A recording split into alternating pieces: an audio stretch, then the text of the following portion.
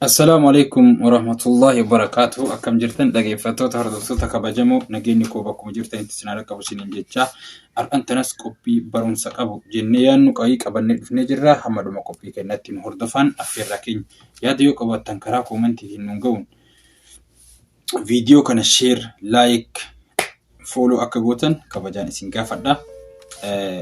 Har'an taraa wanni qabannee dhufne waa'ee seenaa haadhaa fi ilma jidduutti ta'e. Haadhaa fi ilma jidduutti ta'e qabadhee dhufee jira. Haga dhumatti na hordofa. Guyyaa tokko haadhaa fi ilmatu waliin turan. Haati ilma kanaa ija takka yookaan qaroo takka hin qabdu.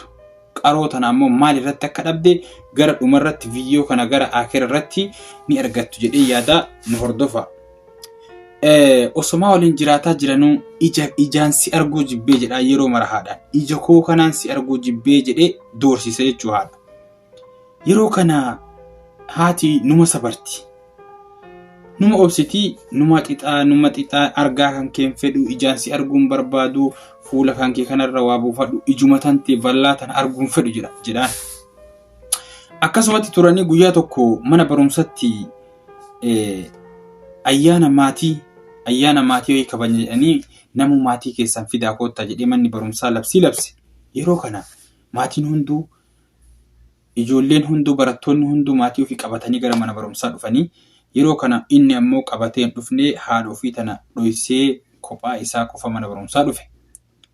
Yeroo kana namni himeef haadha gurbaa ija hin qabne mucaa haadha ija hin qabne tanatti namni hime. Baradha guyyaa kabaja maatiitii ayyaana maatiitii akkamitti mucaa kee biraa haftee jedhaniin. Yeroo kana dhageessee haadha mucaan kiyya kophaanarraa mana barumsaa keessatti yaadda hin jettee kaatee gara mana barumsaatti qajeelte. Yeroo mana barumsaa dhaqxutti gurbaan kophaa taa'utti jira. Akkasumatti dhuftee bira teette haati. Yeroo isiin bira teetetti uf cinatti argee rifate. Akkamitti dhufta? Maa dhufta? Maana saalfachiifta? Maana qaanfachiifta? Jedhee haadha tana jibbuu eegale qaraa manatti jibba.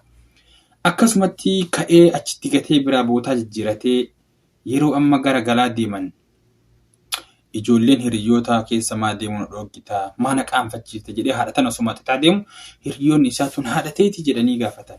Lakki haadha tiyyaa miti jedhaan hin waakkata. Haati tante ija takka hin qabdu tun haadha teeti jedhaniin. Laa haadha tiyyaa miti jedhee waakkata mucaan.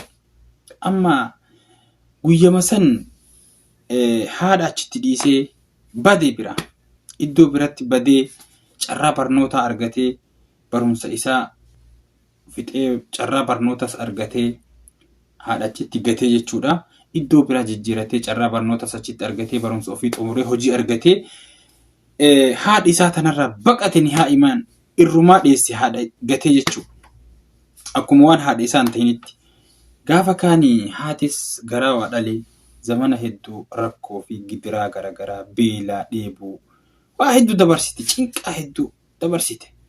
Amni dheeratee zamanni fagaatee gurbaanis hojii isaa ho'ifatee maatii fuudhee jaartii fuudhee ilmaan argatee jiruu isaa oofachuu eegale. Waa'ee haadhaa inumaayyuu gatee jira jechuudha. Yeroo kana haatis amna dheeraa booda yaada isaatirraa, yaada biyyaatirraa, yaada jiruu isiitirraa ka'ee isa barbaaduu murteessite. Ilma kiyya kana ka'een barbaadaa jettee amma barbaadutti gatteettee.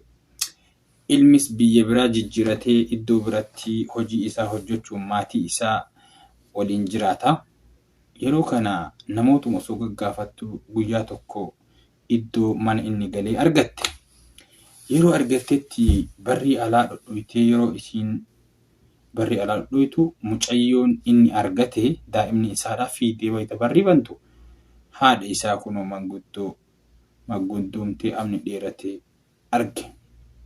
Yeroo argetti maali jettee mucayyoon amma mucayyootu irraa banee barri yeroo isiin irraa bantetti maali jennaaniin ebalu jiraa jennaan eeti jetteeni xayxeetti gadi waamte. Yeroo isiin ilma isii kana itti gadi waamtee ilmi isii kun dhufee akkamitti dhuftaa har'allee na jalaa naftu jiruu kiyya maana dukkaneessitaa maa jiruu kiyya narraa balleessitaa jedhee ammallee haadha zamana dhiiraa irraa ture tana xixuu eegale. Akkanumatti jibbuu eegale jechuudha. Jibbee ari'ee darbee kalaas ofirraa narraa deem arra malee jaansi arguun barbaadu sirraa fagaadhee jiraachuutti jira maa jiruu kii jala deemtee laayixa jedheen. Haatis akkasumatti gara mana isii qajeelte. Yeroo gara mana isii qajeeltutti akkasumatti rattee galtee guyyaa akiraa yookaan dhukkubni carraa duniyaarraa isii fuudhuu qabate. Yeroo kana manni isiin galtu kophaa dukkanaa wanni nyaattu mana hin jiru rakkoo fi bal'oo hedduu dabarsuu eegalte. Amma gara kaaniin dhukkubnis qabate ilma ofirraa ari'e rakkoon itti wal geette. Yeroo kana ilmis guyyaa kana amma guyyaa haadhi isaa mana isaa dhuftee ari'e kana qalbiin isaa cabxee mee guyyaa afurii wayii haadha tiyya tana bira deemuu qaba mana isii deemuu qaba jedhee haadha mana isaatiin guyyaa afurii sababa hojiitiin fiildii wayii bahuudhaa asirraan fagaadhaa guyyaa afurii nan eeginaa jedheeni maatii biraa gara mana haadha isaatti qajeele. Yeroo mana haadha isaa gahee mana haadha isaa osseenu haati isaa sakararra jirti ciisu jirti sirra du'aa fi jiruu jidduu jirti yaani. Amma jidduma kana yeroo inni osseenu manni dukkanaa haadha isaa sirratti argee yaa ilma koo baga dhuftee nagayaan baga dhuftee jetteeni kottaa jetteen. Baga osoo duniyaarraa an hin darbin dhuftee kootu taa'e jetteen. Maarree dhufee haadha isaa cinaa gattaa'ee haasa'uu eegalan. Yaa ilma koo qaamuma kiyyaan qaama kiyya jibbitee ijuma tiyyaan argaa kiyya jibbitee ani si surratti wanni ani hin tahin hin jiru jettee qisasa hunda himuu eegalte. Ija kan koo kan dhabee sababa kan keetii ati yeroo xiqqaattu siinxaroon yookaan facaan garagaraa ija kan keessa na jalaa si balleessee jennaaniin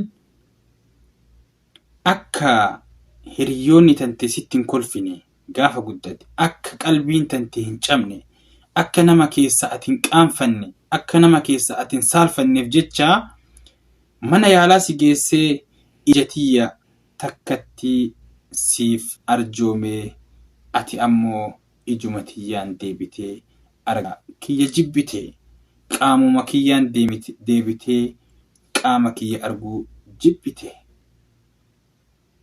Ani jireenya kan kee balleessuuf osoo hin taane jireenya kan kee sii tolchuuf wanni an siin tahin hin jiru. Ati garuu akka san hunda naan taane.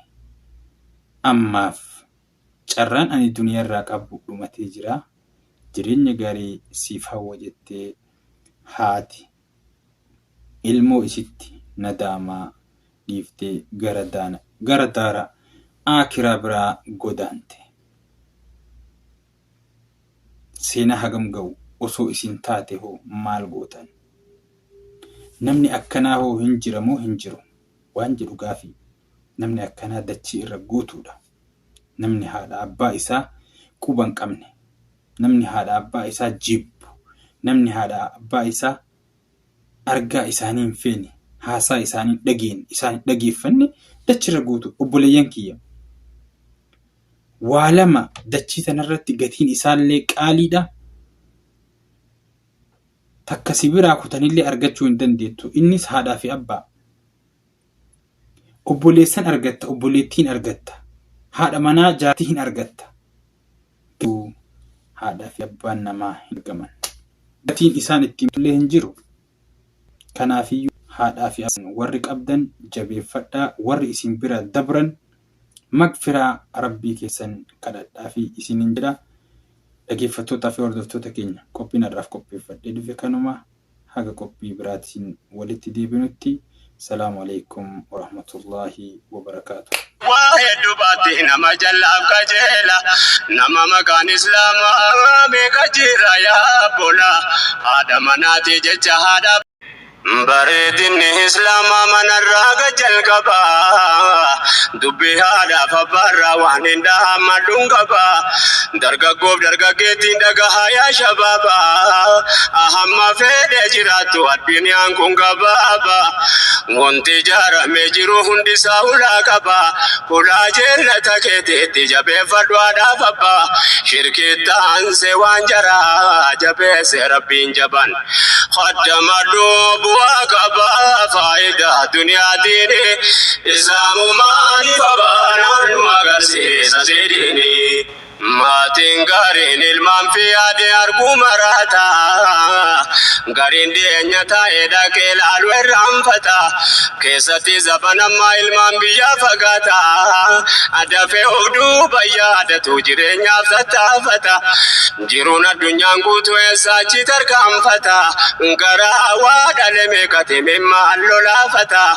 meeqatu akhiraa deeme ilmaan yaada gubata waa herganii gargaaruu qofa gargaarsa seeta ijaan sillaaluu dheebotaan haadhaaf abbaan keessanii islaamummaaniif abbaanaan nu agarsiisna swediini rabbiin waan haggii jara akkas jabeesseef qaba keessatti gaafa jarri humni jaraa dadhaba al tokko sirkaa baanaan argiteen bituu qaba ati baati baallamtaa namni guyyaaf wallaba qabaattus dhabdus dhagee laalladhu bu'aa qaba gariin itti jallatee itti hojjeta waan dhaba dhalateerraa guddate argaa jara dadhaba akaafirallee ta'an hakkeen jaraa jajjaba amma amantii keentu inatti dirqama khidmaa qaba nutinniin gooftaan jabaan waa'ee jaara lamaani islaamummaaniif abbaanaan nu agarsiisna sirriiddiini.